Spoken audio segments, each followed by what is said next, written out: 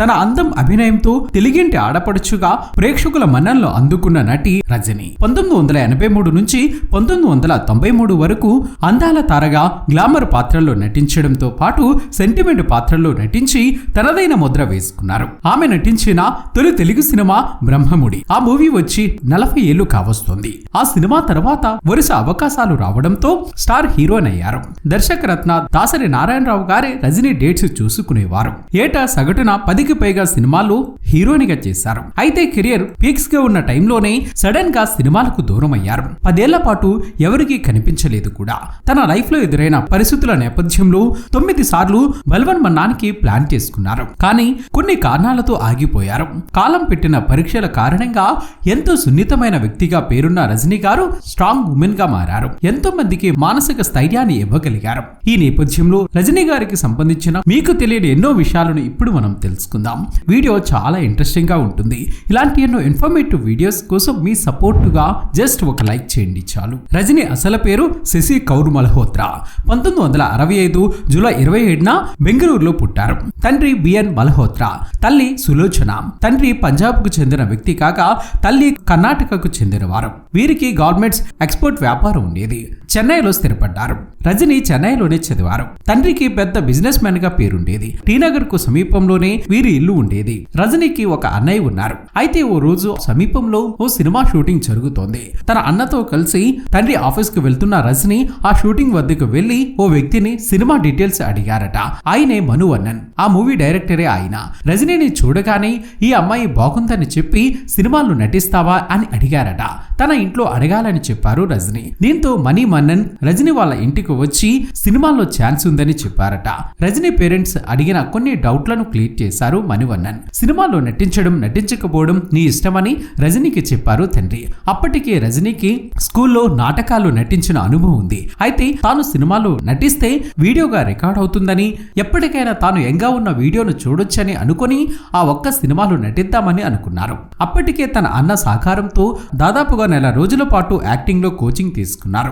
తన అన్నయ్య మాత్రం నీకు యాక్టింగ్ రాదు, పని మనిషి క్యారెక్టర్ లేదా ఏదో ఒక మూలన నిలబడే క్యారెక్టర్ ఇస్తారు. చివరికి ఇంట్లో కూడా టీలు తీసుకువచ్చే పని మనిషిగా రిహార్సల్స్ కూడా చేయించారు. కొన్నాళ్లకు మన్నార్లో సినిమా షూటింగ్ మొదలవుతుందని డైరెక్టర్ చెప్పడంతో తన అన్న తల్లితో కలిసి వెళ్లారు. అక్కడికి వెళ్ళాక ఒక రూమ్ ఇచ్చారు. కాసేపటికి రకరకాల మేకప్ సెట్లు వచ్చాయి. 50కి పైగా కాస్ట్యూమ్స్ కూడా వచ్చాయి. వాటితో ఆ రూమ్ నిండిపోయింది. వీరు కూర్చోవడానికి మాత్రమే ప్లేస్ ఉంది.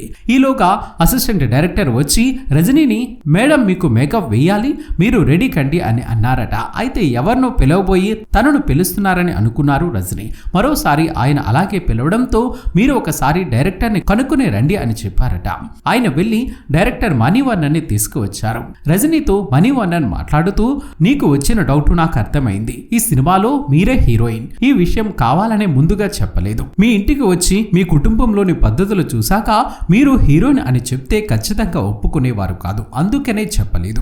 లక్కీగా మీరు కూడా అడగలేదు. ఈ సినిమాలో మీరే హీరోయిన్. ఇది లవ్ స్టోరీ. హీరోగా మోహన్ చేస్తున్నారు. మేకప్ వేసుకోండి. లెవెస్ గర్ల్ పాత్రలో మీరు నటిస్తున్నారు అని చెప్పి వెళ్లిపోయారు. దీంతో రజనీతో పాటు ఆమె అన్నయ్య, తల్లి కూడా షాక్ తిన్నారు. ఆ సినిమానే 1983లో వచ్చిన ఇలమై కాలగల్ సినిమా. ఆ మూవీ సూపర్ హిట్ కావడంతో పాటు మదురైలో ఏడాది పాటు కంటిన్యూగా ఆడింది. ఆ సినిమాకు 5,000 రెమ్యునరేషన్ అందుకున్నారు. ఆ ఒక్క సినిమాతో తమిళంలో మంచి గుర్తింపు తెచ్చుకున్నారు రజనీ. ఇక తెలుగులో నందమూరి బాలకృష్ణతో సీతారామ కళ్యాణం, రాజేంద్ర ప్రసాద్ తో 2.6, ఆహనా పిల్లంట, నాగార్జునతో మజ్ను ఇలా పలు సినిమాలు నటించి మంచి గుర్తింపు తెచ్చుకున్నారు. కౌబాయ్ నెంబర్ 1, చిక్కుడు దొరకడు, ప్రతిధ్వని, భామా కలాపం ఇలా పలు సినిమాల్లో మంచి గుర్తింపు తెచ్చిపెట్టాయి. మెగాస్టార్ చిరంజీవి మినహా తెలుగులో అందరు హీరోలతో కలిసి నటించారు. రాజేంద్ర ప్రసాద్ తో ఎక్కువ సినిమాలు నటించారు.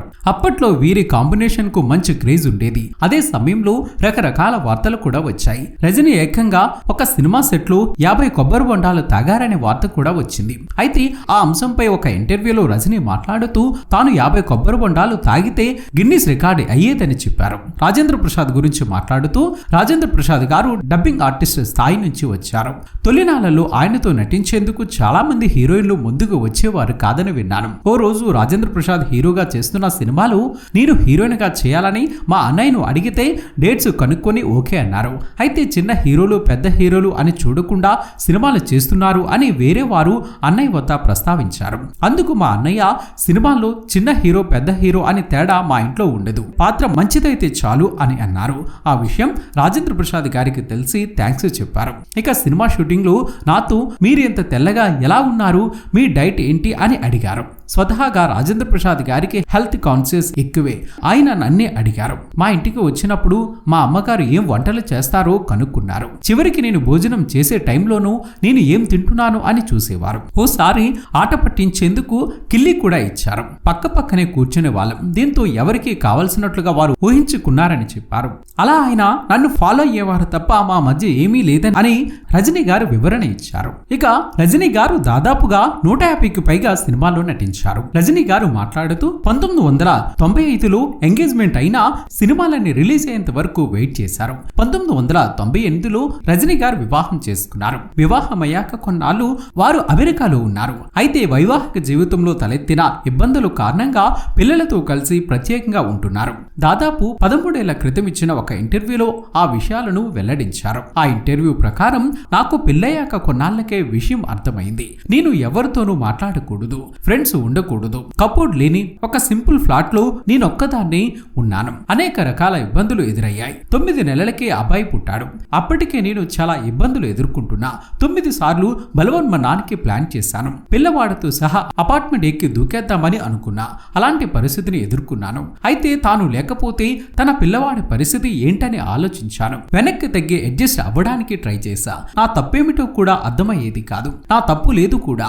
కొన్ని రోజులైతే సర్దుమణుగుతుందని, లైఫ్ హ్యాపీగా ఉంటుందని అనుకొని ఆ బంధాన్ని కొనసాగించేందుకు ప్రయత్నించాను. ఒక పాప ఒక బాబు పుట్టారు. 3 పిల్లలు పుట్టాక కూడా పరిస్థితిలో మార్పు రాలేదు. చివరికి నా మీద కోపం పిల్లల మీద చూపించే పరిస్థితి వచ్చింది.